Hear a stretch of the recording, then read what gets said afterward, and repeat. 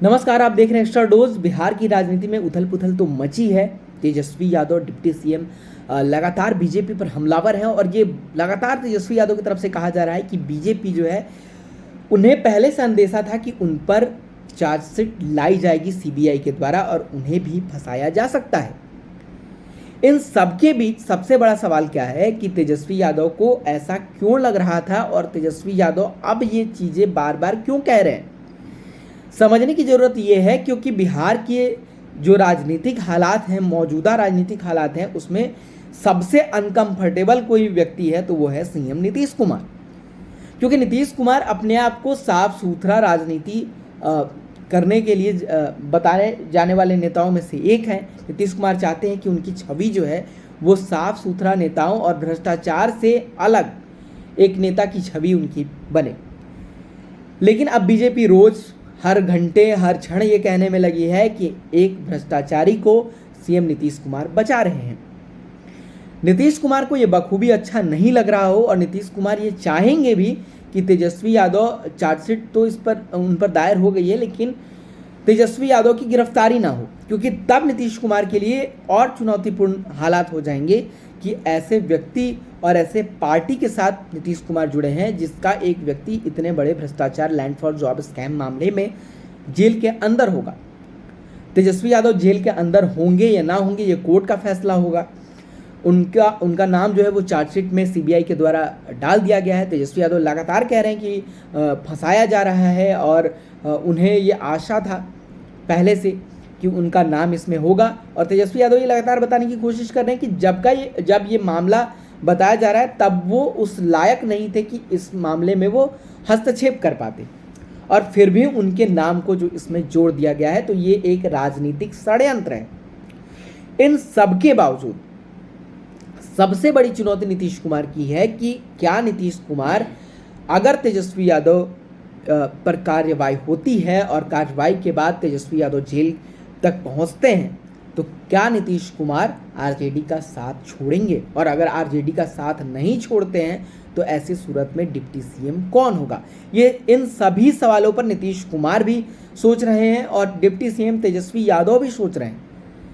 लालू परिवार भी सोच रहा है, आरजेडी के लोग सोच रहे हैं, जेडीयू के लोग सोच रहे हैं, बीजेपी भी कहीं ना कहीं इन चीज़ों को समझ रही है। और इस पर लगातार सुशील मोदी के द्वारा ये कहा जा रहा था, आप पहले याद कीजिए कि चार्जशीट में नाम होगा, चार्जशीट में नाम होगा, ये बात कही जा रही थी। सबको बस इसी दिन का फिराक है कि आखिर कोर्ट की तरफ से फैसला तेजस्वी यादव पर क्या आता है और उसके बाद चीज़ें बिहार की राजनीति में क्लियर हो जाएंगी। लेकिन इन सबके बावजूद जो सबसे बड़ा, आप ये कह सकते हैं कि ये सबसे यही रात भारी वाली जो कहानी एक कही जाती है, वो नीतीश कुमार के लिए आजकल का दिन हुआ जा रहा है। क्योंकि नीतीश कुमार, देखिए आजकल मीडिया से भी नीतीश कुमार कम बात कर रहे हैं और एकदम ज़रूरी मुद्दों पर ही बात कर रहे हैं, और नीतीश कुमार राजनीतिक हालात पर बात नहीं कर रहे हैं, क्योंकि मीडिया के सवाल जो है वो नीतीश कुमार को फेस करने होंगे। इन सारे सवालों का जवाब देना होगा। जिस तरीके से एक तेजस्वी यादव ने कहा कि र्यूमर फैलाया जा रहा है, एक अफवाह फैलाया जा रहा है कि महागठबंधन में तनाव है, महागठबंधन के नेता जो है वो जेडीयू के नेता और आरजेडी के नेता बीजेपी में भागने की फिराक में है, कांग्रेस की टूट रही है, कांग्रेस के नेता बीजेपी में चले जाएंगे।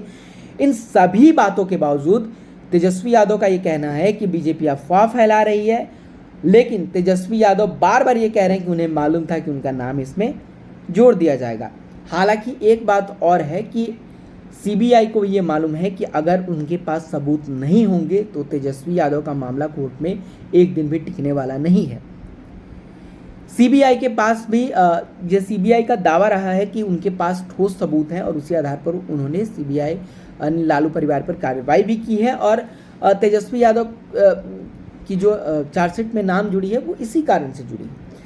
तो तेजस्वी यादव को भी मालूम है कि आने वाली परिस्थिति क्या हो सकती है, नीतीश कुमार को भी मालूम है कि आने वाली परिस्थिति क्या हो सकती है, जेडीयू आरजेडी सबको पता है, बीजेपी को भी अंदेशा है।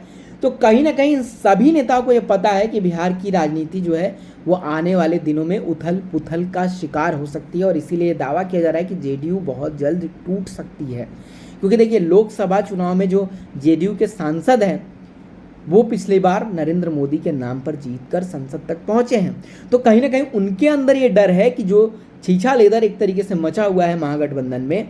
और जिस तरीके से जनाधार की कमी दिख रही है साफ-साफ महागठबंधन के जो नेता प्रयास कर रहे हैं कि विपक्षी एकता की जो कोशिश है उसमें से लगातार एक तरीके से आप कह लें कि अरविंद केजरीवाल अलग होते जा रहे हैं और बहुत सारे नेता जो है वो इंटरेस्टेड नहीं हैं।